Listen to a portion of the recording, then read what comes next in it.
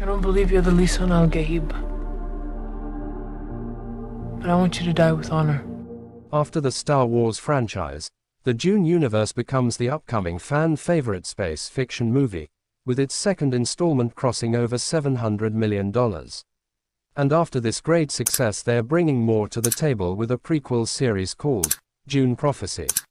This series is set roughly 10,000 years before the events of Paul's story, and basically based on the origin of Sisterhood Bene Gesserit. This series will tell us about many things like how it all started and what they do, but fans are still wondering how the original author's 6 Dune books ended, because in the cinematic universe it's a very long way to go ahead. The original author Frank Herbert wrote 6 novels of Dune universe before his death. The first 3 novels, Dune, Dune Messiah, and Children of Dune, are probably the most well-known projects, especially since they have been adapted into films and TV series. After original author's death, his son took over his work, and make the counting to 23 novels in total. However, the current Dune series is only adapting the first 2 novels, Dune and Dune Messiah. So guys, let's start how it's end, but before that let's get a quick revision. In first movie we saw House Atreides, their incoming to the plant Arrakis, their slaughter by the House Harkonnen, and last the survival of Paul Atreides. In the part 2 we saw Paul becoming the Messiah of Fremen, his love story with Chani and his battle to remain the Messiah. In the end, Paul became the ruler of Arrakis and the known universe by marrying to Arulan, the daughter of Shaddam, and leads the war to whole universe who does not bow to him. From Paul Atreides to Paul becoming the universe emperor, it is all part of the first novel called Dune. After the first novel from Dune and Dune Messiah, 12 years has passed, and the Fremen kill upwards of 60 billion people in Paul's name. In Dune Messiah, Paul is trying his best to guide humanity on a path that won't end in total stagnation or destruction. However, throughout Dune Messiah, the Bene Gesserit, Spacing Guild, and Tleilaxu conspire to dethrone Paul. Meanwhile, Paul refuses to conceive a child with Princess Arulan Corrino, who in turn thwarts Paul, and Chani attempts to have a child. Paul knows that the birth of his heir will kill Chani, but Paul doesn't press the issue too much. And by the end of Dune Messiah, Chani actually dies after giving birth to twins, named Leto II and Ghanima, and like Paul, both of the twins have access to ancestral memories.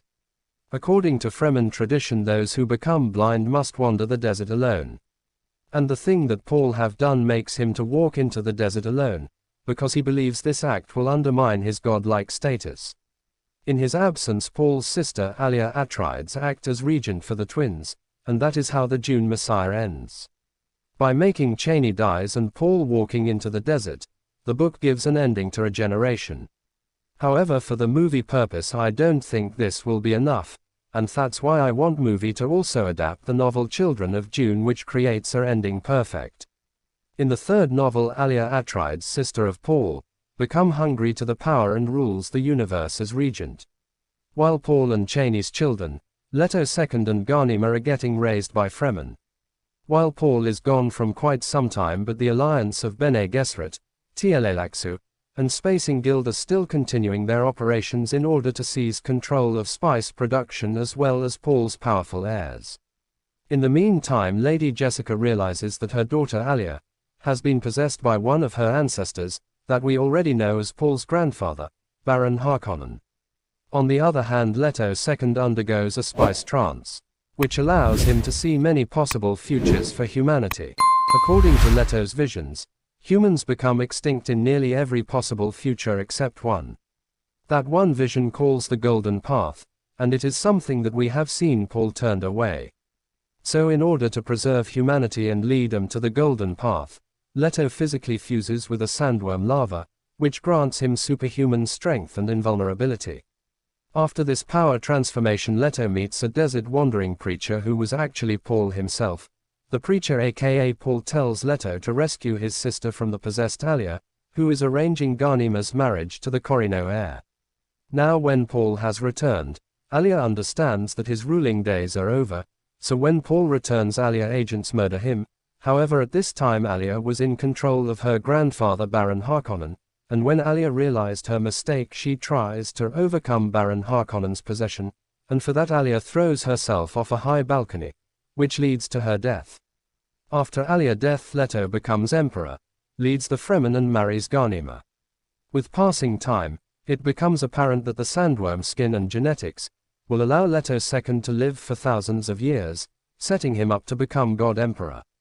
And that's how I think Dune movies need to end, with a complete ending of Paul's son becoming a God Emperor. So guys, that's it for today. What are your thoughts on Dune franchise ending, how it shall end, and which ending will you prefer? Please tell me in comments. And if you feel this video gives you content, please like and share this video as much as possible. And before going, do not forget to hit the subscribe button. Thank you guys. We will see you soon.